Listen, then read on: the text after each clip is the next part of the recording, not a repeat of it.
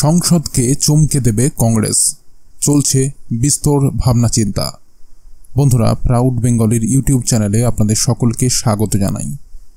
Vote শেষে তৃতীয়বারের মতো কেন্দ্রে সরকার গঠন করেছেন নরেন্দ্র মোদী। এবারের ভোটে অনেক হিসাব বদলে গেছে।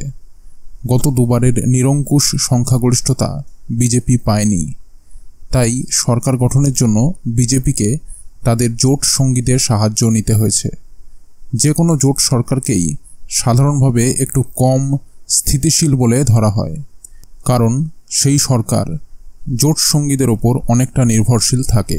তবে যেহেতু সিটের নিরিখে বিজেপি একক সংখ্যাগরিষ্ঠতার থেকে বহুদূরে অবস্থান করছে না, তাই এই সরকারকে দুর্বল বলে ধরা যাবে না।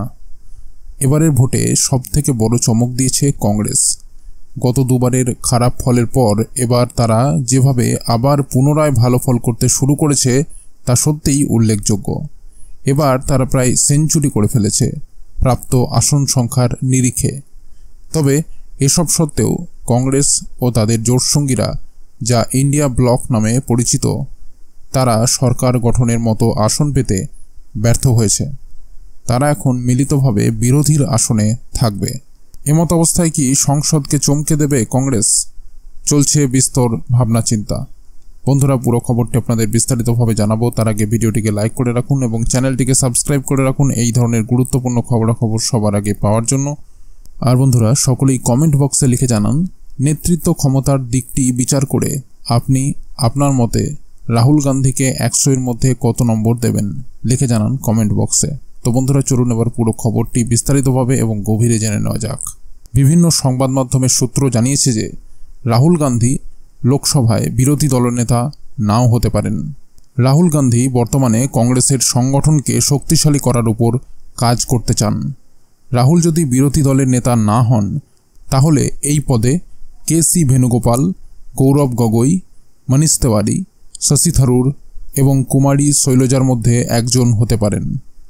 কুমারী শৈলজা সবচেয়ে পিছিয়ে রয়েছেন, কারণ রাজ্যসভায় ইতিমধ্যেই দলিত সম্প্রদায় থেকে মল্লিকার্জুন খার্গে বিরোধী দলের নেতা হিসেবে দায়িত্ব পালন করছেন।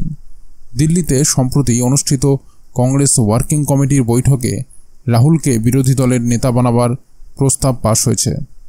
বৈঠকের পরে গৌরব গগৈ বলেছিলেন, কংগ্রেস পার্টি যখনই রাহুল গান্ধীর কাছ থেকে কিছু প্রত্যাশা করেছে, তিনি সেই আশা পূরণ করেছেন।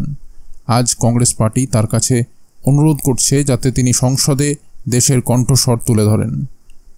কংগ্রেস নেতা কে.সি. ভেনুগোপাল বলেন, কংগ্রেস ওয়ার্কিং কমিটি সর্বসম্মতভাবে প্রস্তাব পাশ করে রাহুল গান্ধীর কাছে লোকসভায় বিরোধী দলের নেতা হওয়ার অনুরোধ জানিয়েছে।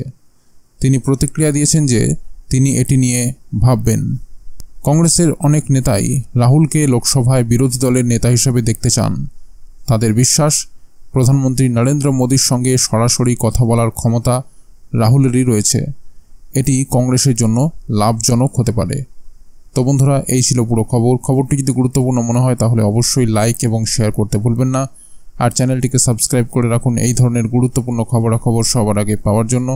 আর বন্ধুরা, সকলেই কমেন্ট বক্সে লিখে জানান, নেতৃত্ব ক্ষমতার দিকটি বিচার করে আপনি আপনার মতে রাহুল গান্ধীকে 100-এর মধ্যে কত নম্বর দেবেন? লিখে জানান কমেন্ট বক্সে। তো বন্ধুরা, এখনকার মতো এই পর্যন্তই। সবাই ভালো থাকবেন। অসংখ্য ধন্যবাদ।